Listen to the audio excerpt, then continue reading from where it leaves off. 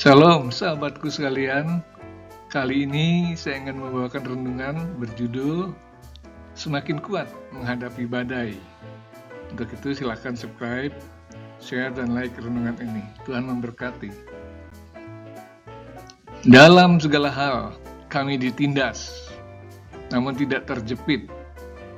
Kami habis akal, namun tidak putus asa. Kami dianiaya, namun tidak ditinggalkan sendirian.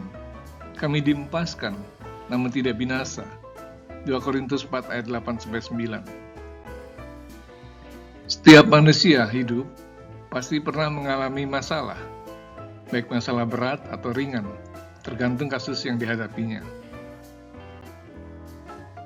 Saat menghadapi masalah itulah, seseorang bisa mengukur kualitas dirinya, apakah dia siap menghadapi masalah itu, atau justru mencoba melarikan diri darinya. Dia juga bisa menilai dirinya, apakah berhasil menyelesaikan masalah itu atau gagal.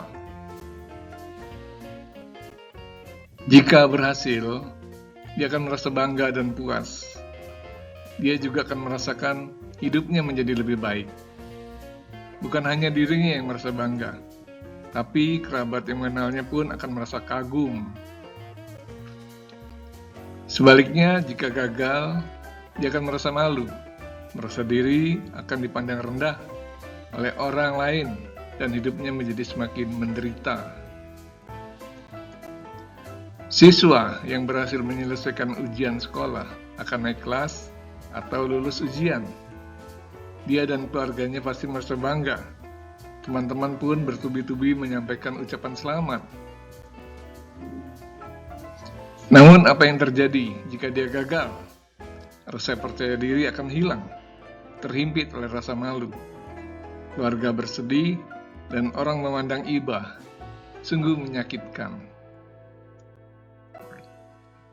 Suami istri yang berhasil menjalani pernikahan sampai menjadi opa oma akan merasa bahagia saat merayakan ulang tahun pernikahannya. Pasangan ini pasti disayang dan dihormati anak cucu, bahkan juga oleh kaum kerabatnya. Namun sebaliknya, pasangan yang gagal dalam pernikahan akan merasa terpuruk dan rendah diri. Demikian pula, pengusaha yang berhasil akan semakin berjaya, sedangkan yang gagal akan rugi atau bahkan menjadi bangkrut. Kegagalan dalam bentuk apapun pasti amat menyakitkan. Karena itu, sebagai orang percaya yang hidup dalam lindungan Tuhan, berusahalah secermat mungkin saat merencanakan sesuatu. Berhati-hatilah dalam bertindak, dan tekunlah dalam usaha meraih visi masa depan. Ketahuilah bahwa masalah sering terjadi karena seseorang memandang enteng perencanaan. Mereka sering berpikir, mengapa susah-susah membuat perencanaan? Tidak perlu menjelimet. Segera saja mulai bertindak, nanti dipikir lagi sambil jalan. Atau kegagalan bisa terjadi karena tindakan ceroboh, akibat rasa percaya diri yang berlebihan. Oleh karena itu, perhitungkan hal-hal yang kelak bisa menimbulkan masalah. Berpikirlah bijak, penuh hikmat, sesuai ajaran firman Allah. Jangan bertindak emosional saat mengambil putusan. Bekerjalah profesional, gunakan tenaga, pikiran, dan waktu dengan serius, disertai doa pada Tuhan, agar dapat mengatasi masalah apapun, sehingga tidak mengalami kegagalan. Namun, sehebat apapun manusia merencanakan dan bertindak, kegagalan mungkin saja terjadi. Itulah salah satu kelemahan manusia. Sebab tidak ada manusia yang sempurna di dunia ini kecuali Yesus. Jika kegagalan itu terjadi dalam kehidupan kita, janganlah membiarkan diri kita terpuruk dan terus menangisi kegagalan atau menyalahkan situasi atau orang lain. Bangkitlah dan berusaha kembali. Orang bijak yang berpikiran positif mengatakan bahwa kegagalan adalah keberhasilan yang tertunda. atau kegagalan adalah awal dari keberhasilan. Penemu bola lampu listrik, Thomas Alva Edison, gagal sebanyak 9.955 kali, tapi dia belajar terus dari kegagalan itu, sehingga pada akhirnya dia berhasil. Dunia pun kini turut menikmati lampu listrik. Namun, masalah bisa juga terjadi karena status kita sebagai orang percaya yang harus memikul salib Kristus dan mengalami pencobaan akibat dari iman kita pada Tuhan Yesus Kristus. Lalu Yesus berkata kepada murid-muridnya, "Setiap orang yang mau mengikut aku, ia harus menyangkal dirinya, memikul salibnya, dan mengikut aku." Matius 16 ayat 24.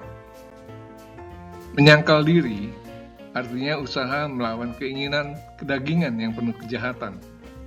Mengikul salib artinya siap menderita karena nama Yesus.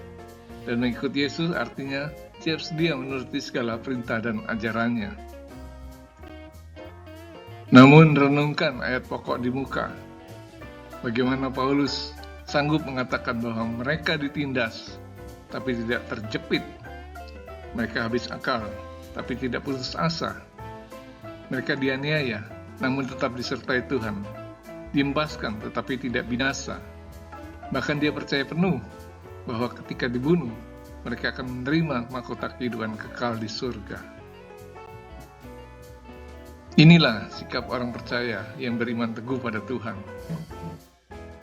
yaitu ketika menghadapi masalah karena imannya itu, mereka tidak akan menjadi terpuruk, namun justru makin kuat dan teguh, tidak tergoyahkan. Bahkan mereka sanggup bersukacita saat merasa telah menderita bersama-sama Kristus. Kita menyaksikan bagaimana dunia selalu berusaha menindas umat Tuhan yang percaya pada Kristus. Namun karena kuasa Roh Kudus semakin ditindas, umat Tuhan semakin berkembang. Sebab Tuhan Yesus telah berfirman, "Dan aku pun berkata kepadamu, engkau adalah Petrus, dan di atas batu karang ini aku akan mendirikan jemaatku, dan maut tidak akan menguasainya." Matius 16 ayat 18. Karena itu, marilah kita, jika saat ini menghadapi masalah, jangan pernah menyerah, tetaplah berharap pada Tuhan, disertai doa kepada Tuhan. Maka Tuhan yang penuh kasih itu akan menolong kita mengatasi berbagai masalah itu, asalkan kita tetap percaya padanya. Demikianlah renungan ini. Tuhan Yesus memberkati. Amin.